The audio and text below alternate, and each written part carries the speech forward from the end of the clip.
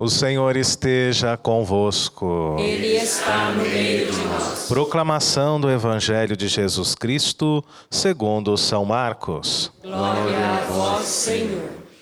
Naquele tempo chegaram a mãe de Jesus e seus irmãos. Eles ficaram do lado de fora e mandaram chamá-lo. Havia uma multidão sentada ao redor dele. Então lhe disseram: tua mãe e teus irmãos estão lá fora à tua procura. Ele respondeu: quem é minha mãe? E quem são meus irmãos? E olhando para os que estavam sentados ao seu redor, disse: aqui estão minha mãe e meus irmãos. Quem faz a vontade de Deus, este é meu irmão, minha irmã e minha mãe. Palavra da salvação. Glória a vós, Senhor. Queridos irmãos, queridas irmãs, com muita alegria, nós iniciamos mais um dia na presença de Deus. Este que nós aclamamos no Salmo responsorial como o Rei da Glória, o Senhor, o valoroso, o grandioso, o onipotente. Esse Deus que nos atrai para Ele. Assim como nós ouvimos na primeira leitura, o povo de Israel, através da arca, fazia uma experiência de Deus na sua própria vida, na sua própria história. Deus nos atrai para Ele. Deus nos chama. Mas quem é este Deus? Hoje nós celebramos a memória de Santo Tomás de Aquino. E Santo Tomás de Aquino é um dos poucos santos da igreja que se aventuraram a dizer quem é Deus. Tomás viveu no século XIII. E mesmo tendo morrido aos 49 anos de idade, de forma jovem, é considerado um dos maiores teólogos da nossa igreja. Um homem dotado de uma profunda inteligência espiritual. Sim, nós somos criacionistas. E Tomás de Aquino defendia isso. Tudo vem de Deus. Tomás de Aquino acreditava que Deus é o Criador, que Deus criou todas as coisas. Esta inteligência criadora é o próprio Deus. Tudo vem de Deus, não é? Quando nós pegamos a Bíblia, a palavra do Senhor, logo ali no primeiro livro, o livro do Gênesis, das origens, somos colocados diante desse grandioso atributo de Deus. Deus é o nosso Criador, é aquele que quer partilhar toda a sua riqueza, todos os seus dons, todo o seu ser. Deus é Criador de todas as coisas do universo, do mundo, da natureza, dos homens, da vida, dos animais. E para provar que Deus é o Criador de todas as coisas, que Deus existe, Santo Tomás de Aquino nos apresenta as chamadas vias. 5 caminhos que provam verdadeiramente a existência de Deus. E nesses caminhos ele nos fala que o motor primeiro, aquele que gera a vida, aquele que gera toda a criação, é verdadeiramente Deus. Deus é, amados, o motor primeiro de toda a criação. Tudo vem de Deus. Ele é verdadeiramente a origem de tudo. Tem gente que ainda defende outras teorias, não é? Nós cristãos não podemos nos dar a esse falso luxo. Tudo vem de Deus. Deus é o Criador de todas as coisas.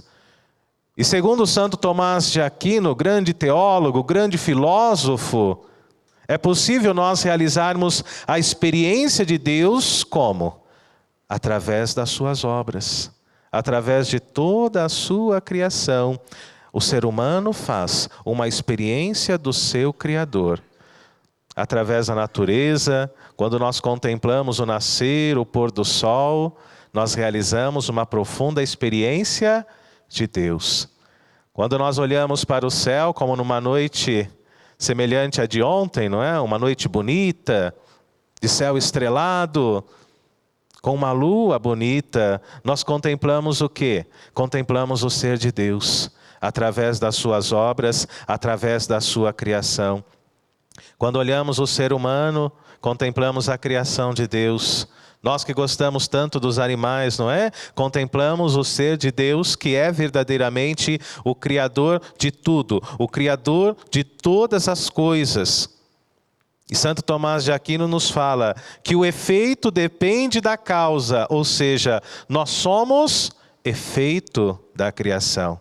E nesta lei da causalidade, a causa de tudo é Deus.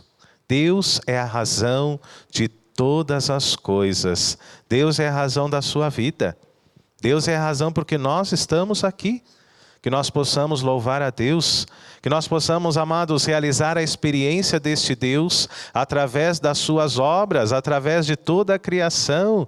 Parar um pouquinho a nossa correria, não é? Nós que não olhamos para o lado, não olhamos mais para cima, que possamos contemplar Deus através das suas obras, através da natureza, que possamos lançar sobre tudo um olhar contemplativo. E é interessante, eu trago para vocês um pensamento de um filósofo alemão que viveu lá no finalzinho do século XVIII, início do século XIX, chamado Schelling, filósofo alemão, que dizia que para que possamos fazer a experiência de Deus, que é o absoluto, nós somos chamados à contemplação. Schelling dizia isso. Quer fazer a experiência do absoluto? E quem é o absoluto? O absoluto é Deus.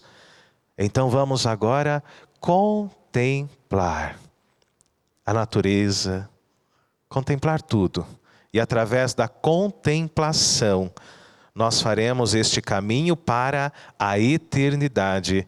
O que o filósofo alemão chama de infinitude. Através da contemplação das obras de Deus, de tudo aquilo que é obra do Senhor, nós fazemos uma experiência do absoluto, uma experiência da infinitude.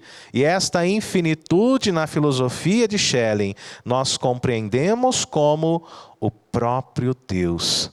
Este que Santo Tomás de Aquino nos apresenta como motor primeiro, como razão de tudo, como razão de toda a criação.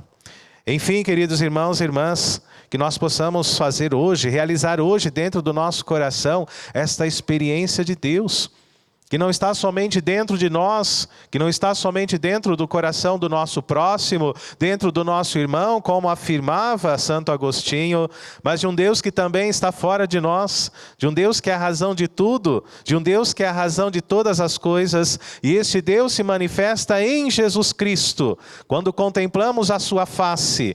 Quando contemplamos Jesus Cristo no sacrário, na hóstia consagrada, quando adoramos o Senhor, nós buscamos e nos colocamos diante do absoluto, deste caminho de infinitude, deste caminho de eternidade.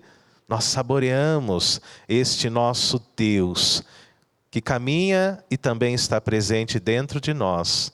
Nós temos algo santo dentro da nossa vida, dentro do nosso corpo, dentro do nosso coração. E mesmo não sendo Deus, mesmo não sendo deuses, nós fazemos esta experiência do eterno dentro de cada um de nós. E é esse Deus que se manifesta em Jesus para que nós possamos contemplá-lo. É esse Deus que se manifesta em Cristo para que nós possamos verdadeiramente adorá-lo. E o Evangelho de hoje, segundo São Marcos, capítulo 3, versículos de 31 a 35, nos coloca diante de Jesus, o nosso Deus, o Filho de Deus, vivendo o seu ministério, pregando ao povo, cercado pela multidão, quando de repente alguém chega e diz assim: olha, tua mãe e teus irmãos estão lá fora à tua procura. E Jesus, cercado pelo povo, cercado pela multidão, não quis ser rude com a sua família. Quem são os irmãos de Jesus? São os seus primos. Toda a sua família. Naquele tempo, todos eram chamados de irmãos. E aproveitando ali o momento da pregação, Jesus diz: quem é a minha mãe? Quem são os meus irmãos? E apontando o dedo para a própria multidão que o escutava, Jesus disse: aqui estão minha mãe, meus irmãos, a minha família. Todos aqueles que fazem a vontade de Deus. Todos aqueles que fazem valer, amados, a divina vontade. E é isso que Jesus quer para nós. Que alcancemos a santidade, que alcancemos a salvação, que possamos verdadeiramente viver na divina vontade, na vontade do Pai. E Ele nos fala isso na palavra de hoje. Temos um fundamento bíblico, teológico, para que possamos avaliar todo o pensamento e a filosofia de vida diante daquilo que Luísa Picarreta também nos dizia, não é? Estar na divina vontade é diferente de viver a divina vontade. Mas é o primeiro passo. Estando na divina vontade, muitas vezes nós enfrentamos os conflitos da nossa própria carne, as tentações, as nossas fraquezas, uma luta espiritual que os santos também enfrentaram, a fim de que um dia possam verdadeiramente, todos nós acreditamos que também podemos viver na divina vontade de Deus, que é estar no reino do Senhor, que é estar na casa dele, nos átrios de Deus. Aqui estão aqueles que fazem parte da minha família, dizia Jesus. Quem faz a vontade de Deus, este é meu irmão, este é minha irmã, este é, ou esta é a minha mãe. Que Deus nos ajude a deixarmos de lado um pouquinho das nossas cobiças, das nossas vaidades. Que Deus nos ajude, amados, a abrirmos o nosso coração para que a vontade dEle aconteça neste chão. Para que o seu reino se manifeste cada vez mais no meio de nós. Que saiamos do nosso egoísmo, do nosso egocentrismo. Que abramos o nosso coração para darmos espaço à caridade. Uma das virtudes teologais. A fé, ela é importante. A esperança, ela é fundamental. Mas é a caridade que faz com que esse reino de Deus comece aqui no meio de nós. Que nos torna membros de um mesmo povo. Membros de uma mesma família.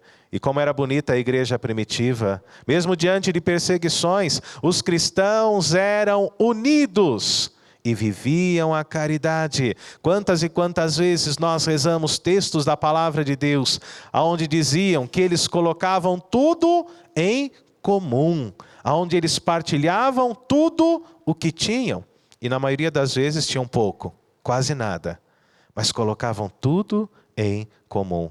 Que Deus nos ajude a fazermos da caridade um caminho, uma via, para que possamos entrar cada vez mais na divina vontade de Deus, a fim de que na eternidade, viver na divina vontade seja o nosso objetivo e a realidade de cada um de nós. Que o Espírito Santo, amados, nos fortaleça nesta caminhada e que façamos através da contemplação no dia de hoje, um exercício espiritual para o nosso crescimento de fé.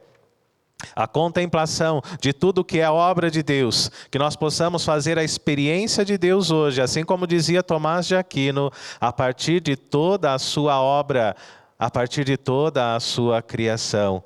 E também Shelley nos ajuda, através da contemplação, a fazermos a experiência desta infinitude, a fazermos a experiência deste Deus que se manifesta a nós, através de todas as suas obras, através de toda a sua criação.